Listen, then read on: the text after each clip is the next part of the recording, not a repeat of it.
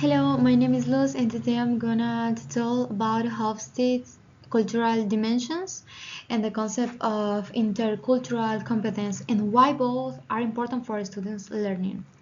So, English as a foreign language understanding cultural is essential when learning a language because communication is not only words and grammar, it is about values, expectation, and behaviors even. When we interact with people from different cultural backgrounds, we need tools that help us interpret their communication styles. This model gives us a structured way to compare cultures, and intercultural competence help us communicate effectively and respectfully. Together, they give language learning as a deeper understanding of how communication really works in global context. Hofstede's cultural dimensions are a set of categories that describe how people in different societies think, behave, and communicate. These dimensions help explain why people from one culture may prefer certain communication styles or social structures, while people from another culture might prefer very different ones. Knowing this dimension does not mean judging a culture as better or worse, but understanding that each culture has its own logic, right? For English learners, this is important because English is used internationally and not only by native speakers. Being aware of this cultural difference can help students adapt their communication to be clearer and more effective, especially in multicultural environments. So the first dimension is power distance, which describes how comfortable a society is with inequality and authority in high power distance cultures. People accept strong hierarchies and communication may be more formal. In low power distance cultures, people prefer equality and open dialogue. The second dimension, individualism versus collectivism. Focus on whether people see themselves mainly as independent individuals or as part of a group.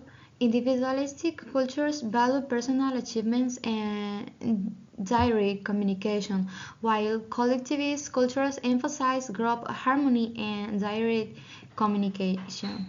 indirect communication, sorry. For EFL learners, knowing this helps them understand why some English speakers communicate directly, express opinions openly, or express self-initiative.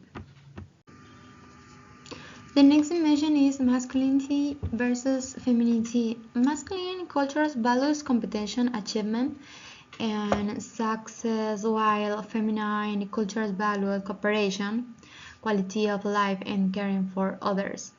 This can influence workplace attitudes or expectations during group projects. Another important dimension is uncertainty avoidance, which shows how comfortable a culture is with ambiguity. In cultures with high uncertainty avoidance, people prefer rules, clear instructions, and stability. In cultures with low uncertainty avoidance, people who accept change more easily and may communicate in a more flexible way. EFL learners benefit from understanding this because academic and professional communication in English often requires adapting to different preferences regarding structure and clarity. Another key dimension is a long-term versus short-term orientation. Cultures with a long-term orientation focus on perseverance, planning for the future, and long-term rewards. They value effort and continuous improvement. On the other hand, short-term oriented culture emphasize tradition, fulfilling social obligations, and achieving quick results. This affects how people approach goals, deadlines, and even communication styles. For English learners, understanding this dimension helps them interpret expectation in international settings such as how people negotiate, solve problems, or making decisions. in English-speaking environments, for example. Intercultural competence is the ability to interact effectively and appropriately with people from different cultural backgrounds.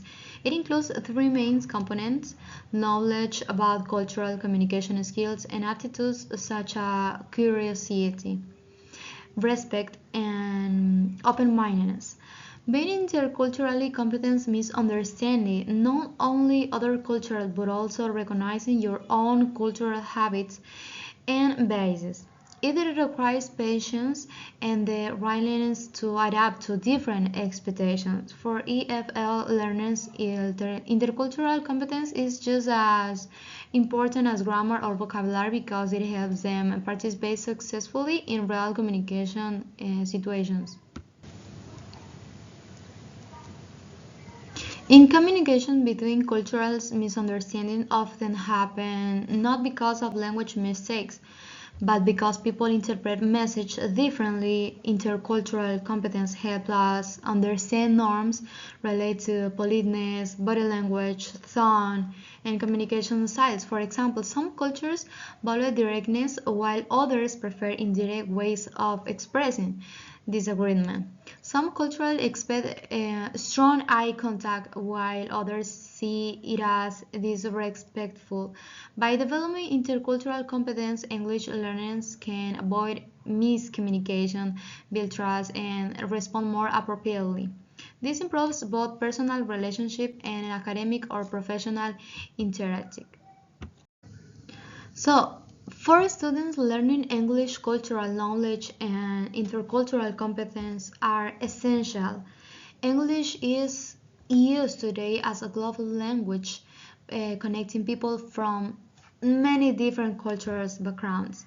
Because of this, speaking English well means not only knowing grammar and vocabulary, but also understanding how people from different cultures communicate.